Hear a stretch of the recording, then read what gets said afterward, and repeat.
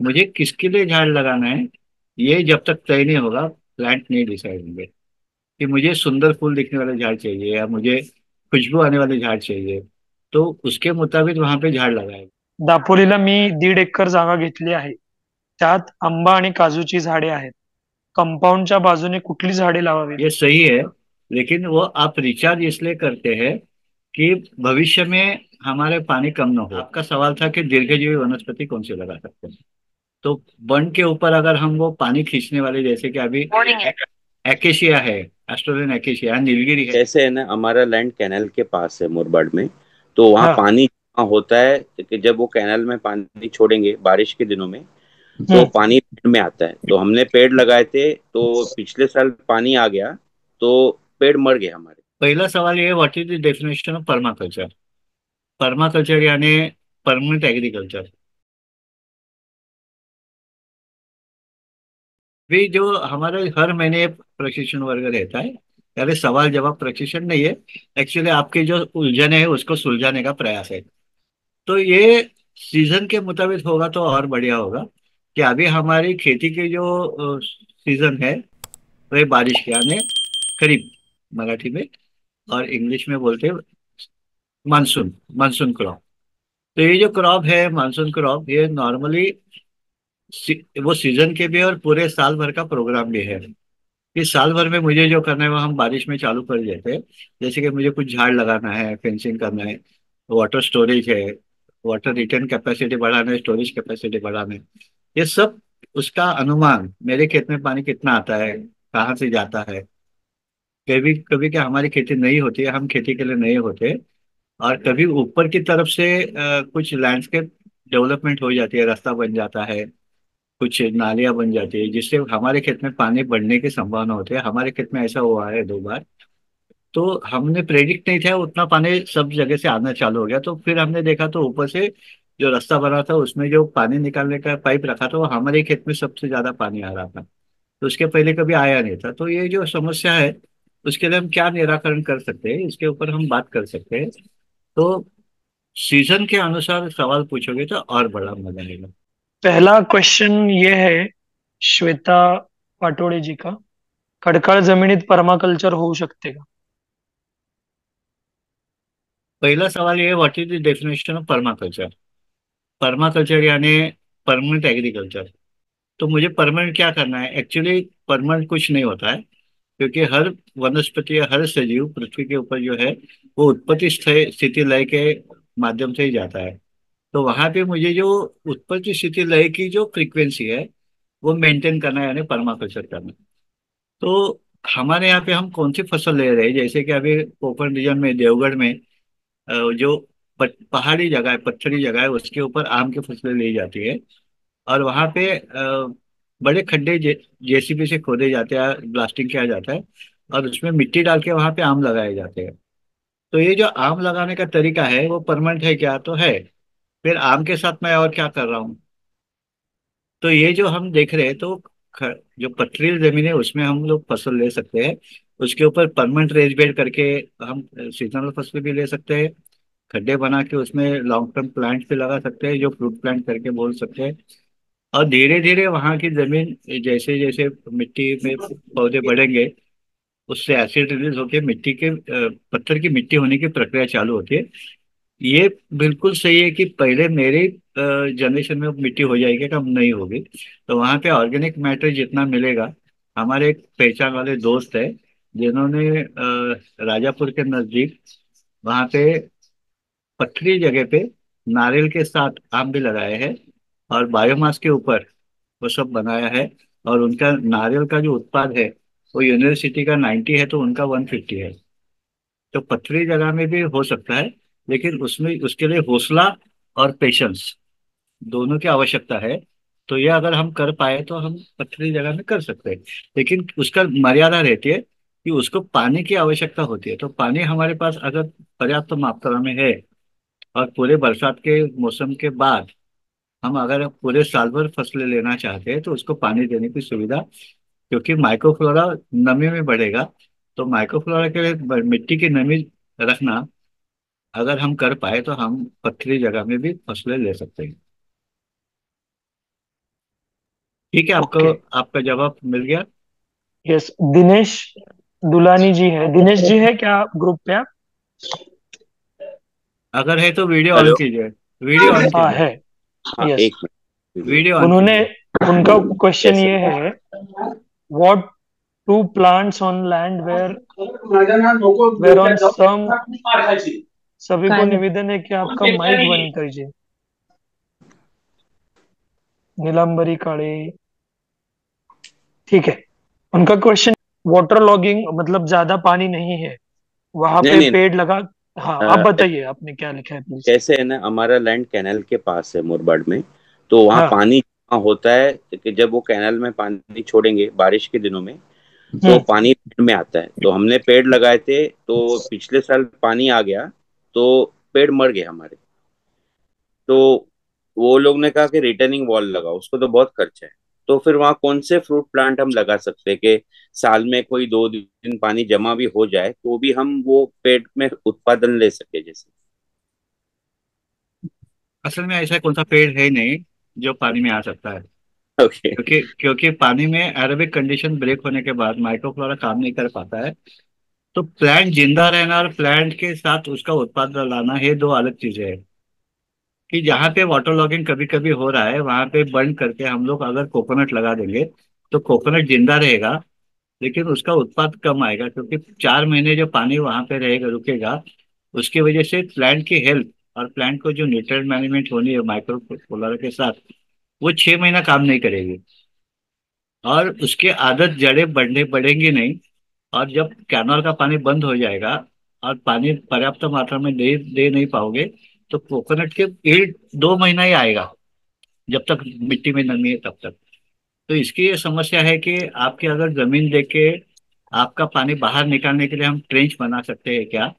और ट्रेंच बना के दूसरा ये है कि वहां पे सॉइल की पोरासिटी अगर हमने डेवलप की, तो जो पानी सीपेज वाटर है या पर्कुलेट होकर पानी आने वाला है, वो जमीन से जल्दी निकल पाएगा।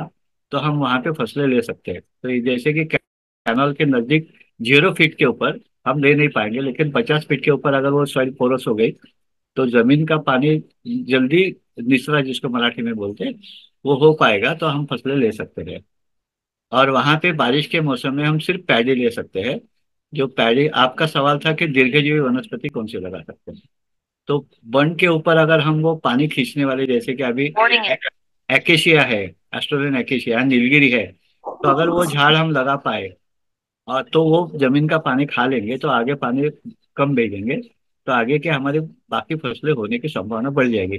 वो जमीन देख के पानी कितना आ रहा है, कैसे पर्कुलेट हो रहा है, वो देख के हम डिसाइड कर सकते हैं कि हम क्या क्या कर सकते हैं यहाँ पे। ठीक है। Okay sir. Okay, thank you sir. अच्छा।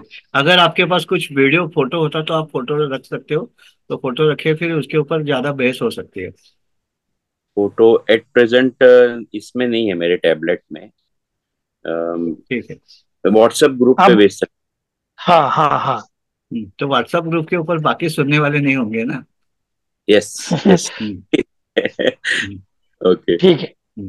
हम्म। इसके बाद पूजा जी का क्वेश्चन है, should we go for borewell recharge? Borewell water is available at 80 to 85 feet. Some local advised again it. They said get more and more water out of it to maintain the flow. दो सवाल है। एक, जो जो local लोगों ने आपको बताया कि अगर पानी मैं बोर का पानी निकालूंगा तो फिर वो पानी की वेन से वो ओपन हो जाएगी और पानी चालू रहेगा। ये सही है, लेकिन वो आप रिचार्ज इसलिए करते हैं कि भविष्य में हमारे पानी कम ना हो, नंबर एक। और नंबर दो है कि हमारे पानी का जो हार्डनेस है वो कम कैसे करें। यानी बादल से जो बारिश आता है वो पानी सॉफ्ट वाटर है, और हमारा मिट्टी में जो मिनरल्स है उसके उसमें से जो पानी आएगा वो हार्ड वाटर होने की संभावना है। तो हार्ड वाटर हो जाएगा तो फिर पानी देने में दिक्कत आएगी, जमीन का पीएच भी चेंज हो जाएगा और फसलें बढ़ नहीं पाएगी। तो पानी का पीएच कम करना, इसके लिए रेन वाटर हार्वेस्टिंग है। पानी बढ़ाने के लिए रेन वाटर हार्वेस्टिंग है। और रेन वाटर हार्वेस्टिंग की सुविधा अगर बनाने के बाद अगर बोर की प्यास बुझ जाती है, यानी बोर का पानी ओवरफ्लो हो रहा है, अंदर जा नहीं रहा है, तो हमारे बोर को ग्रेविटी नहीं है। तो रिचार्ज करना ये जरूरी है, बहुत जरूरी है, करना ही चाहिए। लेकिन रिचार्ज सब जगह पे होता है ऐसा नहीं है। तो आपकी कंडीशन जो है वो देख के या रिचार्ज करने के बाद आपको पता चलेगा कि आपके बोर की प्यास बुझती है या नहीं बुझती। आपके बोर कहाँ पे है? ऍक्च्युली असे माउंटेन आहे ना, म्हणजे असं हे आहे आणि त्याच्या खालती पायथ्याशी आहे. नाही नाही, कुठला भाग? अच्छा, भाग रायगड. रायगड जिल्ह्यामध्ये कुठला तालुका? आंबेत, आंबेत मसाळा. मसळा, ओके. हम्म, हम्म. मग तिकडे खाडीची लेवलचे आहे का वरती डोंगरात आहे? डोंगरात पण हो, हे जागा म्हणजे स्पॉट मस्त. होता, बट ती बोरवेलची गाडी वरती जायला हे नव्हतं हा, रस्ता, म्हणून त्यांनी पायथ्याशी काढलंय. ओके. मसाळा म्हणजे बाजूला खाडी आहे ना? नाही, खूप लांब आहे, म्हणजे 10-12 किलोमीटर वरती आहे आणि आमचं ओके वरती आहे आणि ओके. खालती मग जावं लागतं, मग खालती खाडी आहे. हो. मग तुमची जी वरचं खाली येण्याची जी रचना आहे डोंगराची, हा. ती बोरवेल आहे, त्या बोरवेलच्या जागी पाणी येतं का पाणी अजून दुसरीकडनं कुठेतरी निघून जातं?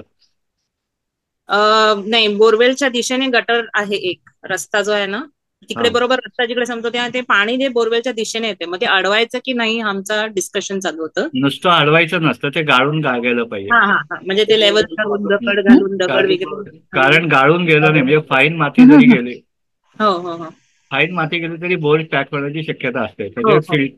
आणि डोंगरात येणारं पाणी जे आहे, डोंगरात वरती कोण लोक आहेत, तिथे वस्ती आहे का? मग नाही त्यातने नाही. नाही नाही, आता नाहीये, हा भविष्यामध्ये होईल का?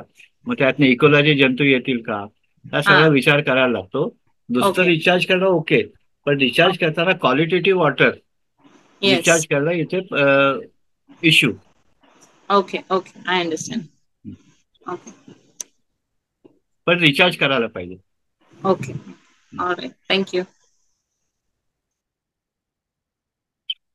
ओके, पुढचा प्रश्न, नेक्स्ट क्वेश्चन लेते हैं. नेक्स्ट क्वेश्चन है मधुरा देशपांडे. दापोलीला मी 1.5 एकर जागा घेतली आहे. त्यात आंबा आणि काजूची झाडे आहेत. कंपाऊंडच्या बाजूने कुठली झाडे लावावीत? जागा साफ करावी की जशी आहे तशीच ठेवावी? भात लागवड करण्यासाठी शेत कसे तयार करावे?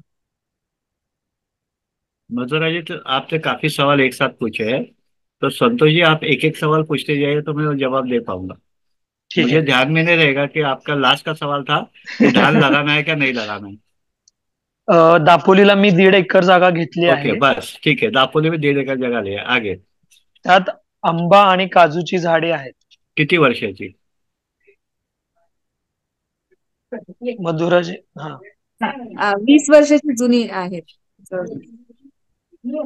कौन सी वैरायटी है? पायरी आहे, हापूस आहे. हाँ, उसकी कैनोपी कितनी बड़ी हुई है? कॅनोपी छोटीच आहे, पण ती कलमीच आहे मला वाटतं. असू दे ना, पण 10 फूट वाढलेत, 20 फूट वाढलेत, 10 मध्ये फूट असते, 10 मध्ये फूट. 20 वर्ष 10 फुटच वाढले म्हणजे हे गडबड आहे। हा. आप आपका सवाल ये, दूसरा सवाल क्या है? अपनी जगह, कंपाऊंडच्या आपकी मग जगह 1.5 एकड़, कंपाऊंडच्या बाजूने कुठली झाडे लावावी? आपके पास झाड़ लगाने के लिए जो पानी है वो कितना है, एक्सेस पानी? क्योंकि हा. कंपाउंड के जो झाड़ है उसके ऊपर मेरे यूट्यूब चैनल के ऊपर हमारे काफी वीडियो है कि बर. वो फेंसिंग के झाड़ जो है वो ग्रीन मैन्योर से लेके टिम्बर वुड तक अलग अलग पौधे अलग अलग होते हैं, अलग अलग वृक्ष होते हैं। तो उसमें एवरग्रीन है और डेसिडुअल है, यानी पतझड़ वाले हैं और एवरग्रीन है। तो उसकी छाव आपके खेत के झाड़ के ऊपर आएगी तो आपका प्रोडक्शन कम हो जाएगा, या बाजू वाले के झाड़ झाड़ की छाव आएगी तो बाजू वाला का प्रोडक्शन कम हो जाएगा। मुझे सिक्योरिटी के लिए झाड़ लगाने हैं, तो फिर उसमें आपके दापोली एरिया में काफी झाड़ लगाए हैं। वो है गिरी पुष्प के, गिरी शिड़िया के, अड़ूसा के। वो झाड़ आप लगा सकते हो जिसका मैन्योर करके काम कर सकता है, और जब चाहो तभी छाट सकते हो। अगर मुझे टिम्बरवुड लेना है या कंस्ट्रक्शन के प्लांट, लकड़ियों के झाड़ लगाने, जैसे साग लगाना है, साल लगाना है, या मेडिसिनल प्लांट लगाना है, मुझे किसके लिए झाड़ लगाना है ये जब तक तय नहीं होगा, प्लांट नहीं डिसाइड होंगे। कि मुझे सुंदर फूल दिखने वाले झाड़ चाहिए या मुझे खुशबू आने वाले झाड़ चाहिए, तो उसके मुताबिक वहां पे झाड़ लगाया जाएगा। ज्यादा करके फेंसिंग के झाड़ जो होते हैं वो सीधे बढ़ने वाले, जिसकी छाव आजू बाजू में न जा पाए, और गर्मी का नियंत्रण करने के लिए वो पतझड़ झाड़ नहीं चाहिए, एवरग्रीन झाड़ चाहिए। ये काफी 1.5 एकड़ यानी अप्रोक्सीमेटली कम से कम 1200 रनिंग फीट। तो 1200 रनिंग फीट अगर 10-10 फीट के ऊपर हम झाड़ लगाएंगे तो फिर भी 120 झाड़ वहां पे लगेंगे। तो 120 झाड़ कौन से लगाएंगे, ये हमें तय करना पड़ेगा। और उसको पानी कितना साल देना पड़ेगा, फिर उसकी मेंटेनेंस क्या होगी, कितनी जरूरत होगी, मुझे वो कभी काटना है कभी छांटना है, वो आदमी कल मुझे मिलेंगे क्या, और काटते वक्त बाजू वालों को तकलीफ होगी क्या, ये काफी अलग अलग विषयों के ऊपर इसके ऊपर हमें ध्यान देने की आवश्यकता होती है। सर, मैंने अभी चैट बॉक्स में एक यूट्यूब का लिंक भेजा है हमारे चैनल का। तो उसमें हमने सर ने जो पेड़ है उसके अलग अलग 10 उपयोग के हिसाब से वीडियोस बनाई। एक एक वीडियो 25-30 मिनट का है। तो मुझे लगता है आप में से सभी ने अगर वो वीडियो देख लिए तो उसमें से आधे से ज्यादा आपको प्रश्न के उत्तर मिल जाएंगे। आप बाद में देख लीजिएगा। त्याच्यातला उसके आगे का उनका क्वेश्चन है कि जो जगह है उसको साफ करना चाहिए कि वैसे ही रखना चाहिए। अगर आपको कल्टीवेशन करना है कुछ, तो साफ करना चाहिए। अगर साफ नहीं करेंगे तो वहां पे जो खरपतवार है वो बढ़ेगी। और खरपतवार नियंत्रण करने के लिए आपको उसकी कैनोपी नियंत्रण करनी है, निकाल रहे हैं जड़ से नहीं निकालना। अगर वो वहीं पे काट के, जैसे कि ब्रश कटर है, तो ब्रश कटर से मैंने वहीं पे काट के वहीं पे डाल दिया, तो वहीं पे अगर डिकम्पोज होगा तो सॉइल डेवलपमेंट बहुत अच्छी तरह से होगी। सॉइल की पोरासिटी बढ़ेगी, सॉइल फर्टिलिटी बढ़ेगा और फिर प्रोडक्टिविटी बढ़ेगी। तो आपको भगवान ने जो बायोमास दिया है वो साफ करने से अच्छा उसका खाद में कैसे रूपांतर हो जाए, ये हमें देखना चाहिए। और उसके ऊपर से जो खरपतवार है, उसके जो फूल आते हैं उसके ऊपर काफी तरह के इंसेक्ट, उपयुक्त मधुमक्खी भी वहां पे उसका भोजन हो सकता है। तो सॉइल के जो सॉइल क्वालिटी और प्लांट क्वालिटी कंट्रोलिंग मेथड वो वहां पे आने वाले खरपतवार से होता है। तो खरपतवार is a positive thing. But अगर हमने वहां पे धनिया लगा दिया तो उसके लिए तकलीफ है। तो अगर आपके झाड़ बड़े हैं तो आपको कुछ तकलीफ नहीं है। और अगर आप वहां पे बीच में लगाना चाहते हैं जो कुछ, वहां पे कितना धूप आएगा उसके अनुसार आप वहां पे लगा के फसल लगा के उसका वीड कंट्रोल आप कर सकते हो। जरूर नहीं तो वीड कंट्रोल नहीं करना है, वीड काट के वहीं पे डालना है। ठीक है। और और सर, धान धान लगाने के लिए खेत कैसे तैयार करना है ये भी उन्होंने। धान लगाने के लिए एक तो आदमी लोग ज्यादा चाहिए। दूसरी वहां पे धान को खेत करने लगाने के लिए एक हमारा प्रयास ये रहता है कि वहां पे वाटर लॉगिंग हो जाए। तो अगर वाटर लॉगिंग करोगे तो आपके बाजू के झाड़ों को तकलीफ होने की संभावना होती है। वाटर लॉगिंग क्यों करना है, तो खरपतवार का नियंत्रण करने के लिए वाटर लॉगिंग किया जाता है। अगर आप आपके जो जमीन है वहां पे पानी रुकेगा नहीं तो भी आप धान लगा सकते हो, लेकिन वीड कंट्रोल करना पड़ेगा। क्योंकि धान की ऊंचाई जो है वो घुटने इतने हैं या कमर के उतने हैं। तो वहां पे खरपतवार जो है यानी वीड्स जिसको हम बोलते हैं, वो काफी तेजी से बारिश की जगह में होते हैं। तो उसकी तकलीफ अगर धान को होगी तो धान आपका कमर्शियली हो नहीं पाएगा, क्योंकि वही वीड कंट्रोल में ज्यादा पैसा खर्चा हो जाएगा। तो वीड कंट्रोल करने की समस्या के लिए हम लोग वाटर लॉगिंग करते हैं। तो अगर आपके वहाँ पे आदमी मिल रहे हैं और वाटर लॉगिंग कर सकते हो तो आप धान जरूर लगा सकते हो। नहीं तो वहाँ पे मिलेट लगा सकते हो, पानी वहाँ पे नहीं रुक रहा है तो मिलेट कर सकते हो, अ, खुराशनी कर सकती हो, सब्जियां कर सकती है। सब्जी में थोड़ा सा आपकी जरूरत भी पूरी हो जाएगी। धान से जरूरत पूरी होगी लेकिन पानी होगा तो जरूरत पूरी होगी। और धान के जो पर्टिकुलर पीरियड है यानी रिप्लांटेशन होने की, वही हफ्ते में पूरा रिप्लांटेशन होने की आवश्यकता है। कटाई जो है वो भी परफेक्ट दिनों में नहीं होगी तो धान हमारे हाथ में नहीं मिलेगा, पंछियाँ चूहे खा जाएंगे। ये सब के लिए मनुष्य बल जो है वो इम्पोर्टेंट है। तो वहाँ पे मिलता है क्या और मिल रहा है तो इकोनॉमिकली वायबल है क्या, ये देखा जाएगा। ओके। इसके बाद मधुरा जोशी है, उनका प्रश्न है, आय एम फ्रॉम पनवेल. आम्ही आता भात आणि तूर लावतो. अजून काय काय लावता येईल? हळद, अद्रक, कंद, अळूकडी असं काही अजून करता येईल का? मधुरा जी, आप हो क्या सेशन में? Yes sir. हाँ, यस सर. मुझे दिख नहीं रहे. सर इकडे. त्यांचा आहे, कॅमेरा चालू आहे सर त्यांचा. ओके, मला कुठे दिसतंय दिसतंय.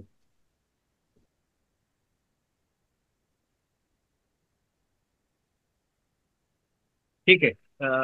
आपने जो सवाल पूछा था कि धान और तूर के खिलावा खिलाफ और क्या क्या कर सकते हो, वही है ना? Yes sir, yes sir. तो आपकी जमीन कितनी है और आपके पास मैन पावर कितना है? सर फिलहाल तो ऑलमोस्ट 2 एकर्स और 4 लोग हैं. ओके. तो इसमें जो दो दो तरीके के हम फसलें ले सकते हैं, क्योंकि बारिश का जो मौसम है वो हमारे लिए बहुत फेवरेबल है, क्योंकि भगवान का पानी गिरता है और हम्म. हवा में नमी रहती है, तो प्लांट की ग्रोथ बहुत ही अच्छी तरह से होती है.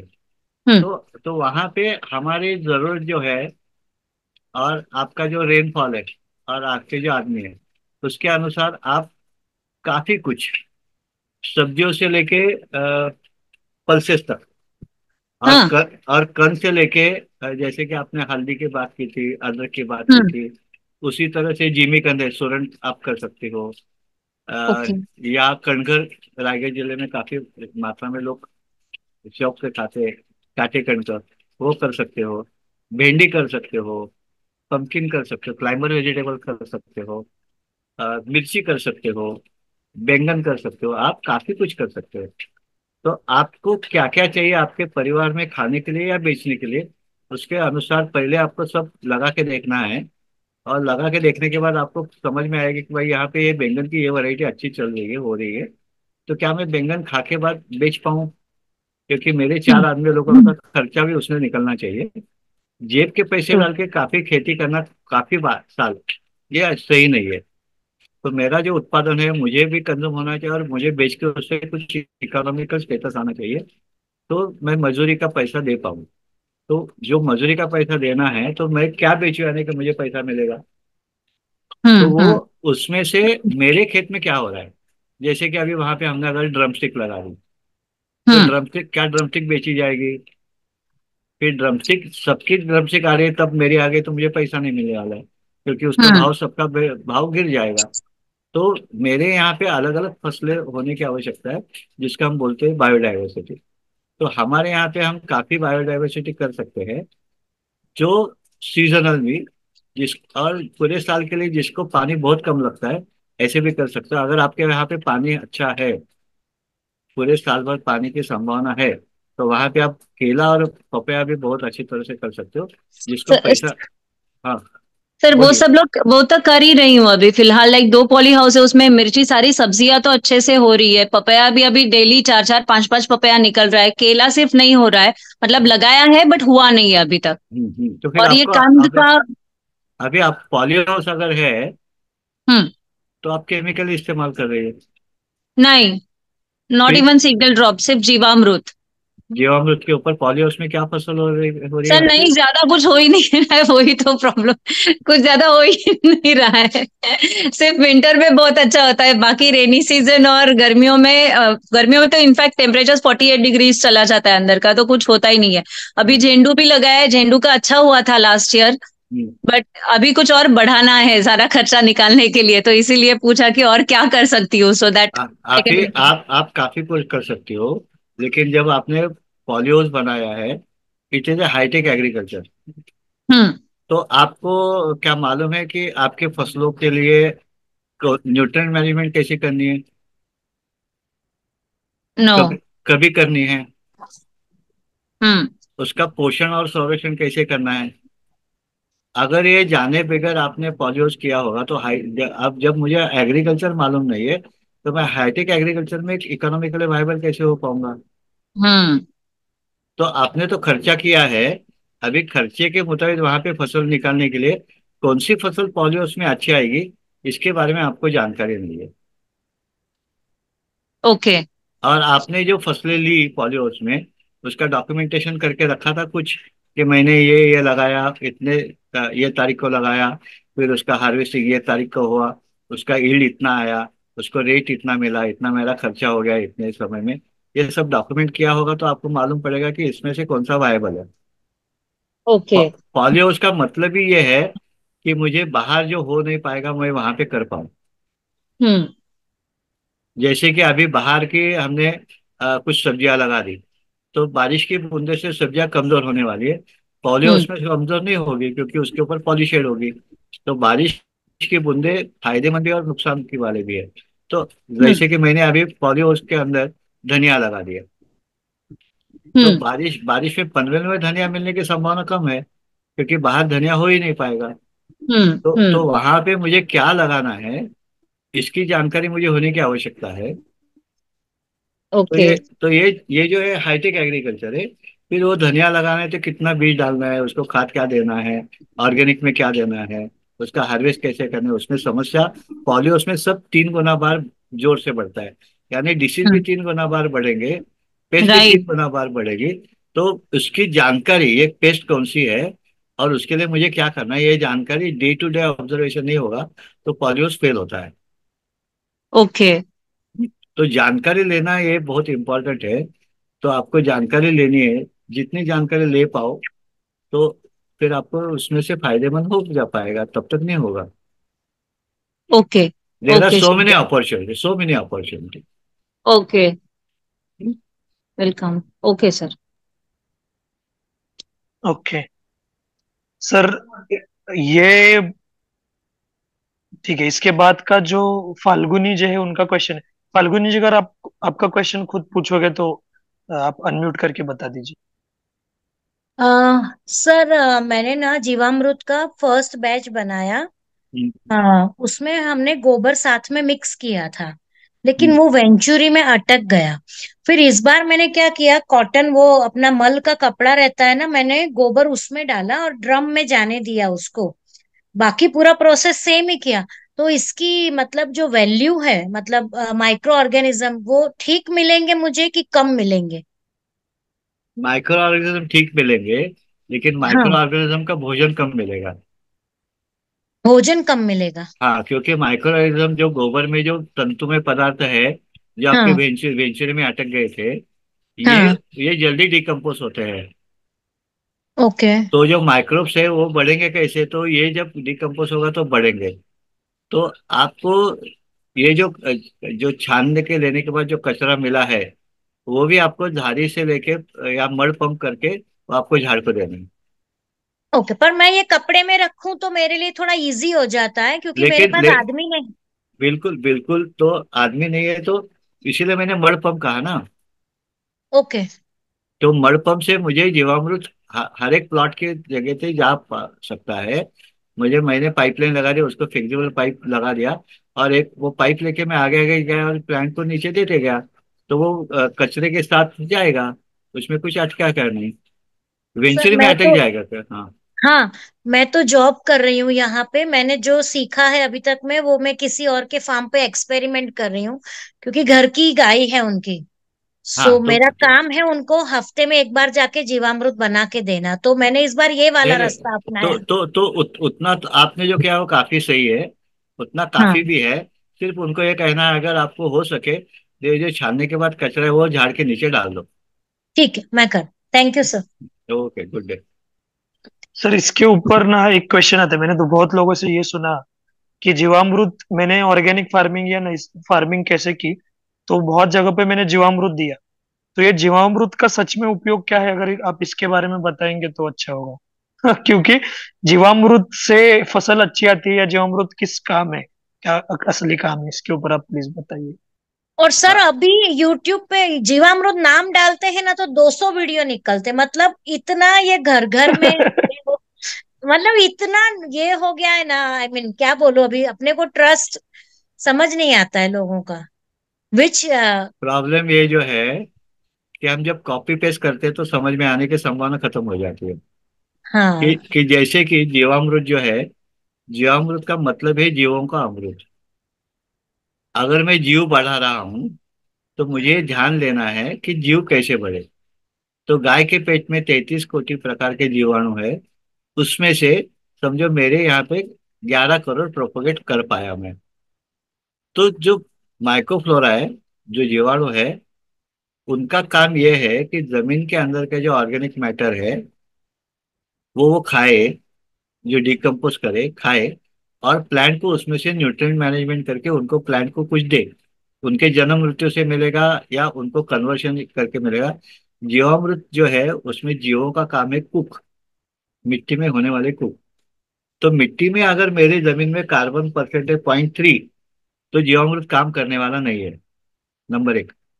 नंबर दो, मैंने पहले साल में अगर जीवामृत यूज किया तो मिट्टी में जो कार्बन था वो इन्होंने यूटिलाइज किया। दो दो साल वो मुझे रिजल्ट आने लगा। 2 साल के बाद अगर मैंने मेरे क्रॉप के जो अवशेष है वो खेत में अगर रिसाइकल नहीं किए होंगे तो जीवामृत काम नहीं कर पाएगा। क्योंकि माइक्रोब्स का जो खाना है वो है ऑर्गेनिक मैटर, अरे carbon percent in the soil. अगर वो इंक्रीज नहीं करोगे तो जीवामृत कुछ काम नहीं करेगा। वो बोलेगा मेरा पगार तो नहीं, तो मैं काम नहीं करूंगा। उनका पगार जो है organic matter in the soil, और वो जो है उसमें से कार्बन और नाइट्रोजन दोने वाले दोनों क्रॉप चाहिए, जिसको हम बोलते हैं CN ratio, carbon nitrogen ratio. यानी पल्सेस भी क्रॉप हमारे खेत में होना चाहिए, उसकी जड़ें जमीन में ही रुकनी चाहिए, जड़ों से खरपतवार नियंत्रण नहीं करना है, जड़ें वहीं पे रखने हैं। तो ये सब अगर हम कर पाए तो जीवामृत का फायदा नॉन स्टॉप मिलते रहेगा। नहीं तो 3-4 साल बाद वो धीरे धीरे कम होते जाएगा, और फिर हम बोलेंगे यार हमारे गड़बड़ है। और जब जीव जमीन में बनेंगे, जीवामृत में जो हमने बनाया है, तो जीवामृत बनाने का तरीका जो है वो लोकेशन के अनुसार बदलता है। क्योंकि उसमें जो माइक्रोब्स की डेवलपमेंट है वो हमारे यहाँ पे नमी, हवा में होने वाली नमी और टेम्परेचर से रिलेटेड है। जैसे कि हम घर में दही लगाते हैं तो पूरे साल भर दही तभी बनता है, 4 दिन में या 5 दिन में या 2 दिन में। वो हमारे घर में होने वाले मॉइस्चर और टेम्परेचर के अनुसार दही कब जमता है ये हमको मालूम है। उसी तरह से जीवामृत बन चुका है, इसका इंडिकेशन है उसका जो स्वीट स्मेल। वो स्मेल जब खत्म होने लगता है तब उसको बदबू आने चालू होती है, तब जीवामृत की डेवलपमेंट पूरी हो गई और वो खत्म हो रहे हैं। उसके पहले मुझे खेत में वो डाल जाना है, और उस वक्त हमारे जीवामृत में हमारे खेत की मिट्टी भी डालनी है। जो मिट्टी में जो माइक्रोब सर्वाइव हुए उनका प्रोपोगेशन होना चाहिए। और जो गाय है, ये भी हमें देखना है कि हम जिसका गोबर इस्तेमाल कर रहे हैं, क्या वो स्टॉल फीडिंग वाली गाय है या पूरे खेत में घूमने वाली गाय है। क्योंकि वो क्या खा रही है, तो मैं वो खा रही है, मैंने जो घास दिया वो, तो उसके गोबर से क्या बाहर आएगा, मैंने जो घास दिया उसके ही अवशेष। तो उसमें बायोडाइवर्सिटी नहीं है। हम हमारे थाली में अलग अलग 10-20 प्रकार खाएंगे और गाय को एक एक खिलाएंगे, और फिर वो गोबर से जीवों का अमृत बनेगा। वो जीव एक ही टाइप के होंगे ना जो डिकम्पोज करने के लिए आए। तो गाय भी वैसी ही चाहिए, जिसको ग्रेजिंग करने वाली गाय है जिसको हम बोलते हैं वो। अभी वो बूढ़ी है क्या बीमार है, अगर बूढ़ी है तो उसमें अंदर जो जीव है वो इतने अच्छे बढ़िया नहीं होंगे। अगर वो प्रेग्नेंट है तो उसके अंदर जीव और ज्यादा होंगे, क्योंकि नया बच्चा बढ़ाने के लिए पेट पे जो नए नए एंजाइम्स क्रिएट हो जाते हैं वो उसके गोबर से बाहर आते हैं, यूरिन से बाहर आते हैं, एक्सेस है वो। तो अगर वो गाय ही वैसी नहीं है तो हमारे गोबर का जो जीवामृत बनाएंगे वो इतना बढ़िया हो ही नहीं पाएगा। तो जब हम ये सब आगे की देखेंगे, पहला जीवामृत कब बन चुका, फिर उसमें जो इंग्रेडिएंट्स थे, वो गाय ने क्या खाया, उसके ऊपर आगे का सब होता है। और मेरे खेत में वो उसके लिए कार्बन परसेंट क्या था, हमारी जो खेती के तरीका है वो सब उठा के फेंक दो, फल खा जाओ, फल के छिलके भी बाहर फेंक दो, जो अवशेष है जला दो। जगह पे नहीं कोई होशियार रहेगा, जैसे कि आप होशियार हो तो आप उसको बोल दो कि अरे भाई इसका कंपोस्ट करो, और कंपोस्ट करके खेत में डालो। तो जब जगह पे कंपोस्ट करोगे, जीवामृत तो जमीन पे है, और कंपोस्ट करोगे किसी खड्डे में, तो जीवामृत के जीवाणु काम नहीं कर पाएंगे। तो उसके लिए मल्चिंग होने की आवश्यकता है। और मल्चिंग तो हमने खेत पूरी साफ सुथरे रखे, हॉल के माफिक। हमारा घर एकदम साफ सुथरा जैसे रहता है वैसे हमारा खेत विदाउट वीड्स, मल्चिंग जीरो। झाड़ का पत्ता पीला होके गिर गया तो भाग दौड़ करके पीला पत्ते को निकाल दो, फिर जीवामृत काम नहीं कर पाए। तो कोई भी सिस्टम है तो सिस्टम में जीवों का काम है वो डिकम्पोज करके प्लांट को अवेलेबल फॉर्म में लाना। अगर वो ऑर्गेनिक मैटर है तो जमीन के मिनरल्स वो जीवामृत नहीं खाता है, वो ऑर्गेनिक मैटर खा रहा है। तो मिनरल्स का वो खाते टाइम कन्वर्शन करता है, लेकिन उसका जो भोजन है यानी उसकी सैलरी है वो ऑर्गेनिक मैटर है, वो कहाँ है? और आपने जब छान के डाला तो जो थोड़ा जाने वाला था वो भी बस खत्म हो गया। Okay, thank you sir. Next question है रोहित देवस्कर। रोहित जी है ना आप?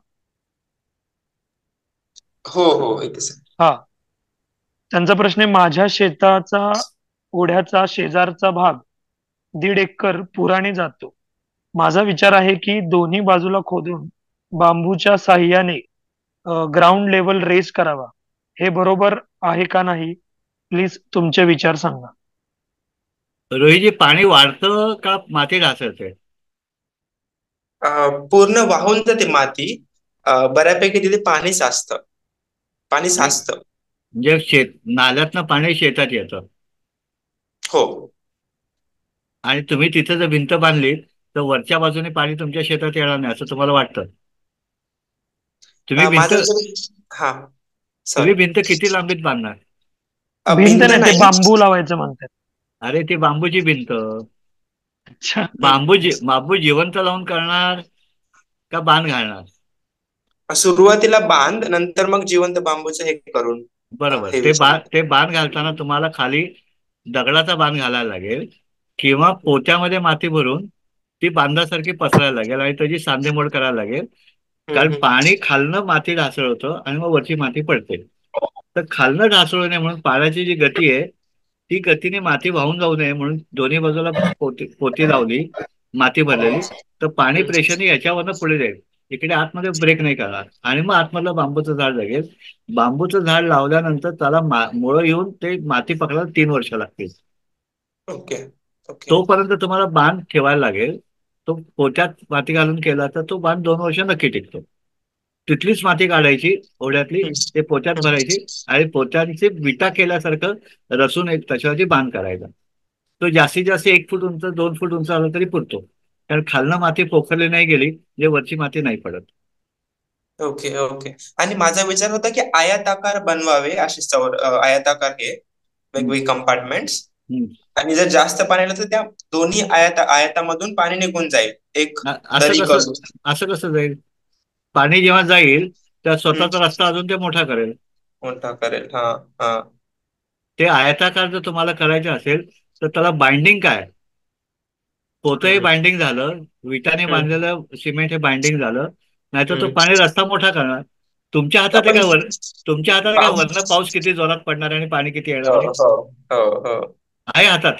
नाही ते नाही आहे, पण माझा विचार होता की बांबूच तिथे पण युज करू ऑप्शन.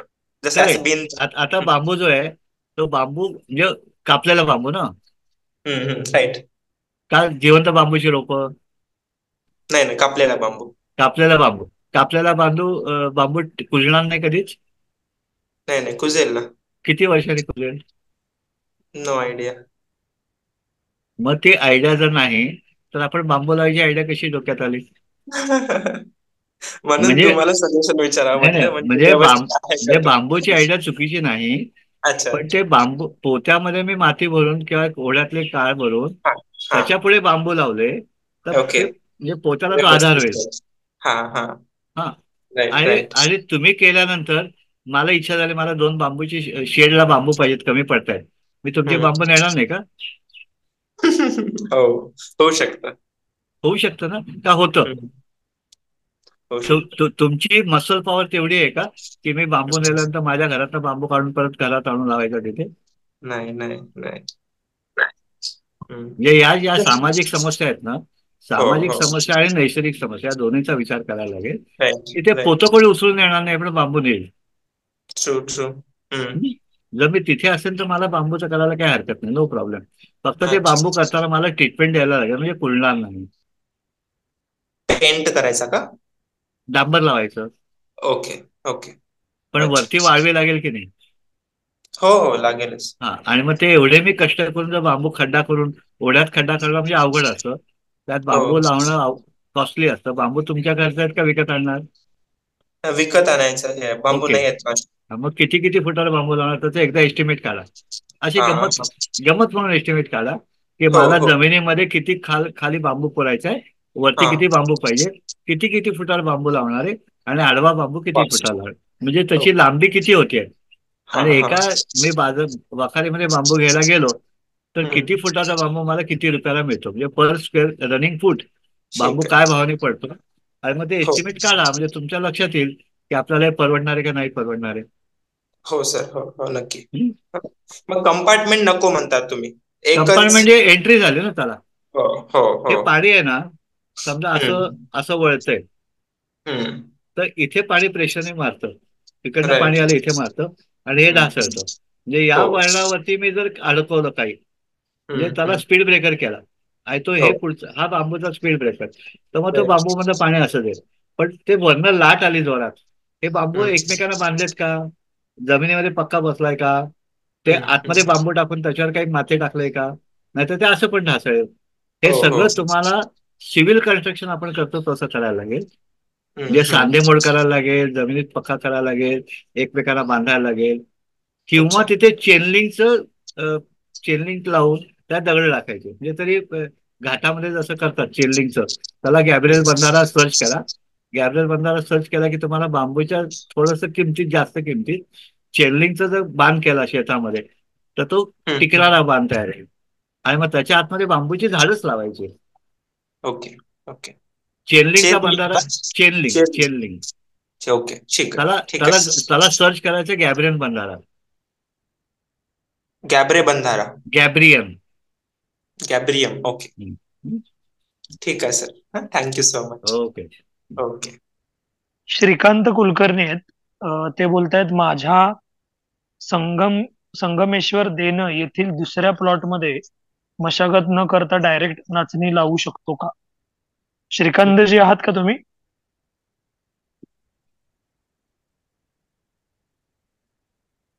आहे. हा, जस्ट तुमचा कॅमेरा तुम्ही ओपन करू शकलात तर करा. नमस्कार. नमस्कार. काका नमस्कार. तुमचा आपल्या प्रश्न. दुसऱ्या प्लॉट मध्ये हा बोला, ऐकतोय. वर्ग जमीन आहे तिकडे डायरेक्ट आपण नाचणी लावू शकतो का मशागत न करता? लावता येईल. नाचणी लावायचं झालं तर नाचणी लावता येईल का? जे मुळं मला मातीत नाचणीचं रोप खुपसता येईल का? हो. ओके. तिथे जे काय असलेले तण नाचणीला वाढू देतील का?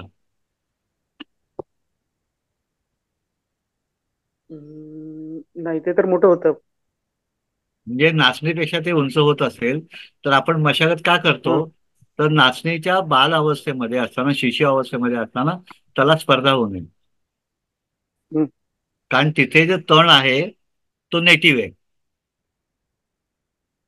आणि मी नाचणी लावली ती बाहेरची फॉरेनची, म्हणजे सावत्र मुलगा आहे. तर या गतीने नाचणीचं रोप लावल्यानंतर मूळ घेऊन जीव धरून वाढायला लागेल. त्याच्या आधी तिथे उगवलेलं रोप, गवताचं रोप त्याच्यापेक्षा दुप्पट उंचीचं झालं असेल. हे होऊ नये म्हणून आपण तिथली मशागत करतो की स्पर्धा बंद करून टाकतो आणि जिवंत रोप तिथे लावतो. म्हणजे बाकीचं अजून उगवायचं आहे, तशा वेळेस आपल्याला ते अडचणी येत नाही काही नाचणीला. आपण काय करा की आपण प्रयत्न करून बघा. आणि करत असताना जर तुमच्याकडे शक्य असेल, एखादी गाय किंवा कोणाकडे असेल तर त्याच्या शेणाचे लाडू करा. किंवा आत्ता ताजं शेण आहे, जीवामृत काय समजा, तर नाचणी लावायचं आणि त्याला जीवामृत द्यायचं. मशागत न करता करणार असाल तर ठीक आहे, चालेल चालेल. प्रयत्न करून बघा आणि थोडंसं एक 10 फूट बाय 10 फूट करून बघा. साधलं तर पुढच्या वर्षी तुम्हाला हो तेच सर. बी, पुढच्या वर्षी तेच बी वापरायचं. जी अच्छा नाचणी अच्छा. नाचणी मशागत न करता केलेल्या नाचणीच्या रोपांमध्ये आई हा रोपांनी त्या बीला, जे आईने मुलीला शिकवलेलं असतं की आपल्या इथून विकास कसा करता येईल. हा म्हणजे तिच्याकडे ते जेनेटिक डिझाईन बरोबर. तयार होतं. जर आपण बी बदललं त्याच्यात डिझाईन नसतं. ओके. आपलं समस्या काय, आपण बरोबर. दरवर्षी नवीन बी लावतो. हो. डार्विनने सांगितलेला सिद्धांत जो आहे, ॲक्रोमॅटायझेशन आणि सर्वायवल ऑफ फिटेस्ट, हे 2 नियम हम्म नेहमी लक्षात ठेवायचे. की त्याला ॲक्रोमॅटाईज झालं का माझ्या वातावरणाला, हम्म. झालं, मग मी नवीन बी का आणतोय. हम्म ते बी जेव्हा मी हम्म लावीन, त्या ऑटोमॅटिकली, म्हणजे आता तुम्ही हम्म संगमेश्वरला गेलात, तुम्हाला जेवढा त्रास आहे हम्म. तुमच्या मुलाला कमी असेल आणि त्याच्या मुलाला अजून कमी असेल. तिसरी पिढी ती नेटिव्ह होते. आम्ही तिसऱ्या बरोबर. पिढीचं बीच होऊ देत नाही हो. आम्हाला कोणतरी दुकानवाला सांगतो हे बी चांगलं आहे, हम्म तुम्ही भारी आहे, आणि आम्ही ते बी घेतो. जे सर्वाय झालं ते बी हम्म वापरतच नाही. कारण आम्हाला प्रत्येकच वाटतं हे हम्म. नवीन बी भारी आहे. हे माझं भारी नाहीये, नवीन बी भारी आहे. असं हम्म. नसतं ना. भारी म्हणजे काय, बरोबर. चवीला भारी, खायला भारी, का उत्पन्नाला भारी. आम्हाला गुणवत्ता आणि उत्पादन दोन्ही जास्त पाहिजे. म्हणजे हम्म माझा मुलगा पहिला यायला पाहिजे, स्पोर्ट्समध्येही पहिला आला पाहिजे, त्याला सगळं आलं पाहिजे, हम्म. लिखाण आलं पाहिजे, कविता आली पाहिजे, चित्रकला आली पाहिजे, आणि तो सगळ्या विषयात पहिलाच आला पाहिजे. Master of all. It is very unpredictable, म्हणजे असं होणार नाही. प्रत्येकाला विषय वेगळे आहे बरोबर. आणि त्याच्यावर तो मास्टर असतो. आम्हाला जॅक ऑफ ऑल आणि मास्टर ऑफ ऑल करायचे, माझं पीक, आणि त्यासाठी मला काही नाही करायचं. हम्म आणि ते जे हम्म होतंय ते पण मी बदलणार आहे. म्हणजे प्रत्येक वेळेस नवीन बी आणणार आहे, आणि आता तू पहिलाच यायचे बरं का, असं सांगणार हम्म आहे. कसं होईल. हम्म तर आपल्याकडे पिढ्यानपिढ्या जे बी होतं, अजून परदेशामध्ये ते आहे, त्याला म्हणतात हेअरलूम सीड. म्हणजे माझ्याकडे माझ्या हम्म पणजोबांच्या काळापासून बी आहे, म्हणजे ते आज जमिनीला, त्या हवामानाला ॲक्रोमॅटाईज झालेलं आहे. आणि भारतातली ओके. परंपरा आहे, तो दुकानवाला सांगतो, ज्याचा फायदा त्याच्यात जास्त येतो म्हणून ते भारी आहे, आणि मी ते बी आणून लावतो. म्हणजे त्या बियाचं कसं वाढतंय मला माहितीच नाहीये, तरी मी ते आणून लावतो. तसं नाही चालणार. आपल्याला जर असं मशागत न करता करायचं असेल, आपल्या पूर्वजांनी केलेलं आहे, आणि पूर्वजांनी केलं हम्म त्याच्यातनं हम्म आपल्याला फायदा दिसतोय, मग आम्ही ते ज्याच्यातनं फायदा दिसतोय ते का नाही करायचं. तर तुम्ही जरूर येस. करा, आणि त्याचे जे बी बी आहेत ते बी वापरा, ठीक आहे आणि सर. आणि डाटा लिहून ठेवा, काय आपण केलं, किती तारखेला केलं, त्याचे रिझल्ट काय आले. ओके. आपण शेवटचा प्रश्न घेऊया. हा प्रश्न आहे बाळकृष्ण पोळ यांचा. बाळकृष्णजी तुम्ही जर स्वतः आहात तर तुम्ही प्रश्न विचारा, म्हणजे तो सगळ्यांना कळेल. नमस्कार सर. नमस्कार. माझा प्रश्न असा आहे की मी आतापर्यंत बरेच वर्ष 10-15 वर्ष मी केमिकल फर्टिलायझर वापरून सोयाबीनची लागवड केलेली किंवा इतर पिके घेतलेली आहेत. हम्म, तर मला आता ऑर्गॅनिक कडे वळायचं आहे. हम्म. एकरी 10-12 ट्रॅक्टर मी शेणखत टाकून लागवड केली तर उतार चांगला मिळेल का मला, असा प्रश्न आहे. आणि दुसरा एक प्रश्न आहे मला, पैसा हे कीड खूप खाते माझ्या सोयाबीन पिकाला, त्याच्यावरती काही उपाय करता येईल का आपल्याला. तुमच्या शेतात कीड कुठली आहे.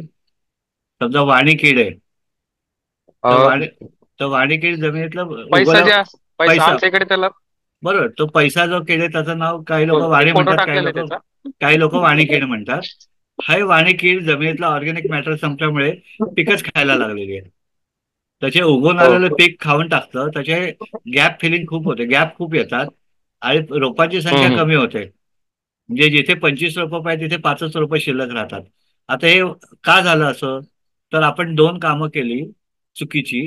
एक म्हणजे शेतातला कार्यकचरा उचलून सगळा जाळून टाकला, आणि जमिनीमध्ये आपल्या पूर्वजांनी सांगितलं होतं की जमिनीतले हानिकारक किडीच्या नियंत्रणासाठी आणि पिकाच्या पोषणासाठी कडुनिंबाची पेंड एकरी 500 किलो घालणं आवश्यक आहे.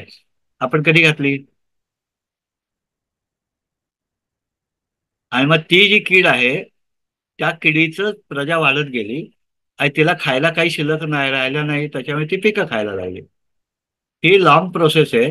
आपण आज केल्यानंतर उद्या लगेच त्याचा निर्णय होण्याची शक्यता कमी आहे.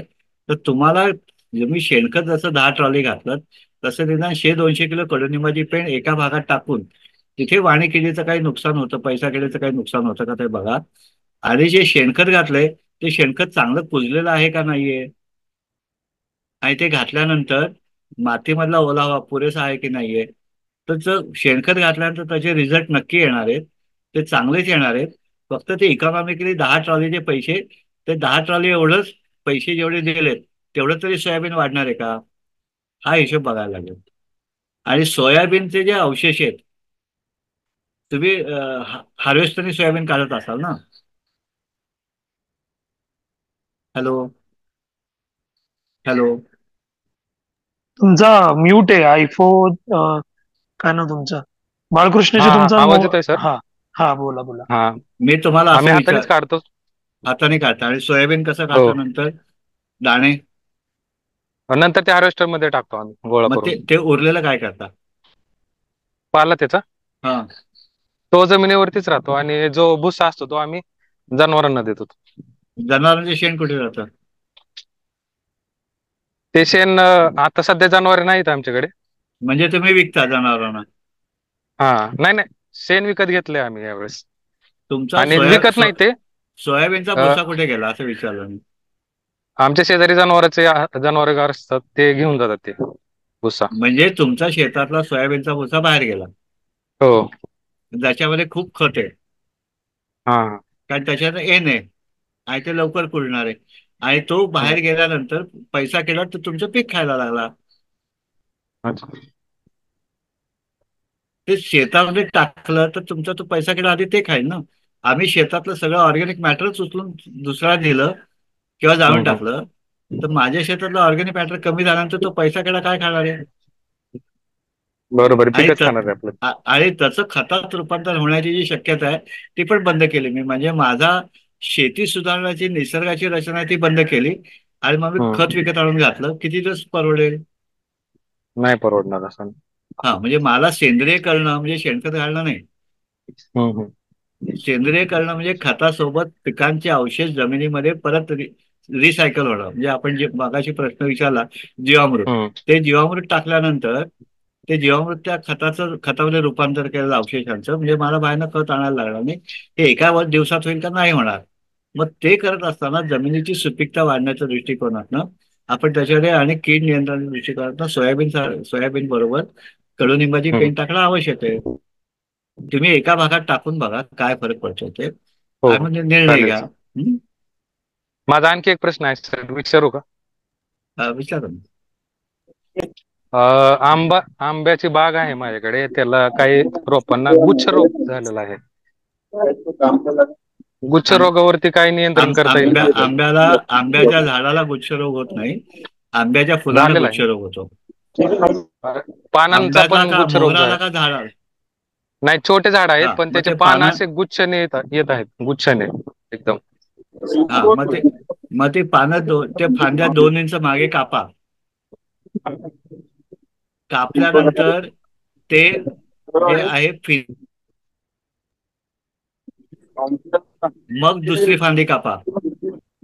आणि कापलेलं गोळा करून जाळून टाका, नाहीतर सगळ्या झाडावर ते होईल. हा झाला भाग 1, तो व्हायरस आहे. आणि भाग 2, झाडांचं पोषण चांगलं होते की नाही बघा. म्हणजे झाडावरती दर महिन्याला एकदा 2% ताज्या गोमूत्राची फवारणी करा.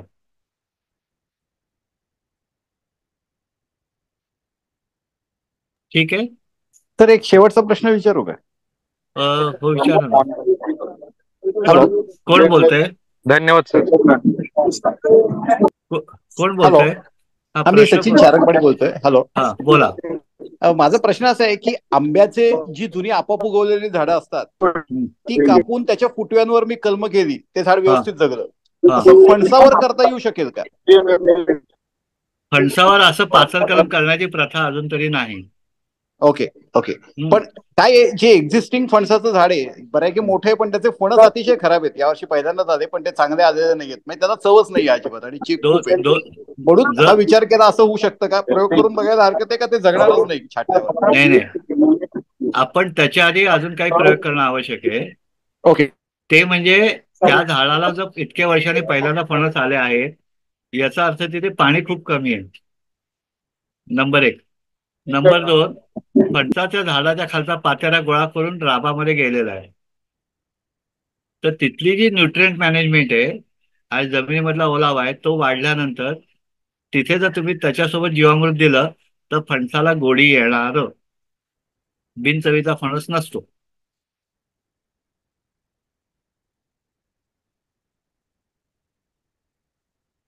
तुमच्या प्रश्नाचं उत्तर मिळालंय? हॅलो. थोडक्यात त्याला पुरेसं खतं मिळाली की त्याच्यात गोडी येणार, अगोड असा फणस नसतो. खत नाहीत, खतं नाही, वातावरण. जीवामृत. हो, वातावरण. वातावरण. Okay okay. ओलावा आणि जीवामृताने फक्त खत तयार होत नाही, तर जमिनीची स्वच्छता होते, पडणारा पाऊस जमिनीत जिरतो आणि ऍरोबिक मायक्रोफ्लोरा वाढतो. म्हणजे जमिनीतले जीवाणू वाढलं की त्याचं ते मातीचं मातीतनं झाडाला काय पाहिजे ते मिळून देतात. मिळून जातात. ओके. त्याच्यावर गोडी अवलंबून असते, जातीवर फारशी गोडी अर्थात जातीवरती अवलंबून असते, पण त्याच्यासोबत चव आणि गंध हे त्याच्यामध्ये. म्हणजे आपण भात शिजवायला घेतला, तो भात योग्य पद्धतीने शिजला तर वास येईल ना. हो, बरोबर आहे. आणि वासाचा तांदूळ असायला लागेल, दोन्ही. हो, दोन्ही गोष्टी असायला. म्हणजे मी खूप पाणी घालून भात शिजवला म्हणून वास येईल का? नाही. ओके, आलं लक्षात. Okay, thank you sir, thank you very much. आभारी. आप लोगों ने काफी अच्छे सवाल पूछे. मैडम को हिंदी समझ में नहीं आता था, थोड़ा थोड़ा समझ में आया होगा ऐसी उम्मीद रखता हूँ. और आपने जो सहयोग दिया इसके लिए मैं आपका आभारी हूँ. हर महीने हमारे प्रशिक्षण वर्ग रहेगा ही. संतोष जी अभी आपको कुछ बता देंगे. शुक्रिया. यस, ये जो रिकॉर्डिंग है वो मैं यूट्यूब पे डालूंगा, आप वहां पे जाके देख सकते हो. और मैंने चैट बॉक्स में हमारा यूट्यूब चैनल का लिंक भेजा है, जहाँ पे हम लोग बहुत अलग अलग विषय कवर कर रहे हैं. तो आप वहां पे जाके भी वीडियोस देख सकते हो. और आप सभी हमारे ग्रुप में जुड़े होंगे, अगर नहीं जुड़े होंगे तो मैं आप मेरा नंबर भी डालता हूँ, आप मुझे संपर्क कीजिए, मैं आपको हमारे ग्रुप में ऐड करूंगा, तो आपको उसकी अपडेट्स मिल जाएगी. सब लोगों को जुड़ने के लिए धन्यवाद. जैसे कि अभी हमने हमारा जो सवाल पूछे एक वर्ग लिया है हर महीने, उसी तरह से हमारा एक वर्ग ये भी रहता है कि एक विषय लेके उसके ऊपर दिन भर का प्रशिक्षण वो पेड रहता है, एक विषय लेके. जैसे कि अभी इन्होंने पूछा जैकफ्रूट को टेस्ट नहीं आ रही, तो जैकफ्रूट एक विषय लेके पूरे दिन भर उसके ऊपर, या जैकफ्रूट के साथ काजू, या अगर वो पूरे दिन का विषय नहीं है तो एक, जैसे हमारा अभी ये फ्री ऑनलाइन लेक्चर था, उसी तरह से विषय लेके पेड ऑनलाइन लेक्चर भी हर महीने रहता है. तो अगर आपको उससे कुछ जानकारी लेना चाहते हो तो जरूर इसके बारे में आप सोचिए और जुड़ के आपकी खुद की खेती अच्छे करने के लिए खुद को मदद कीजिए.